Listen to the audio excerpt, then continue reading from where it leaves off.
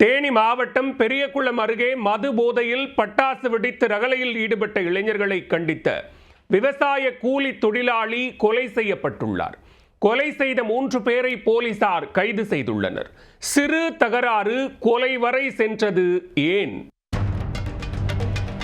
தேனி மாவட்டம் பெரியகுளம் அருகே உள்ள பங்களாப்பட்டி கிராமத்தைச் சேர்ந்தவர் 30 வயதான ஜெயபால்.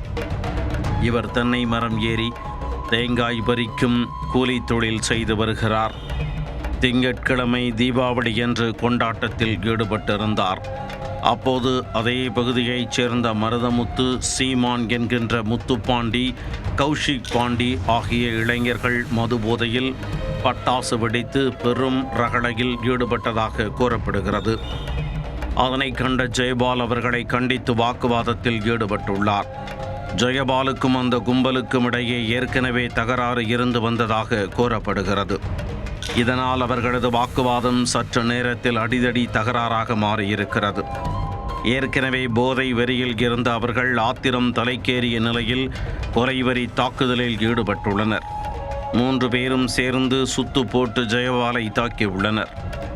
ஒரு கட்டத்தில் அருகில் கிடந்த கட்டை மற்றும் அரிவாளால் ஜெயபால் மீது தாக்குதல் நடத்த அவர் சம்பவ இடத்திலேயே இரத்த வெள்ளத்தில் சுருண்டு விழுந்து உயிரிழந்தார். தகவல் அறிந்து வந்த பெரியகுளம் போலீசார் சடலத்தை கைப்பற்றி உடற்கூறாய்விற்காக தேனி அரசு மருத்துவக் கல்லூரி மருத்துவமனைக்கு அனுப்பி வைத்தனர்.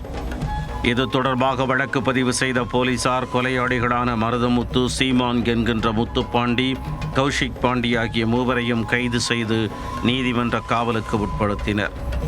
தீபாவளியின் போது ஏற்பட்ட தகராறில் விவசாய கூலி தொழிலாளி கொலை செய்யப்பட்ட சம்பவம் அப்பகுதி மக்களிடையே பெரும் பரபரப்பை ஏற்படுத்தியுள்ளது.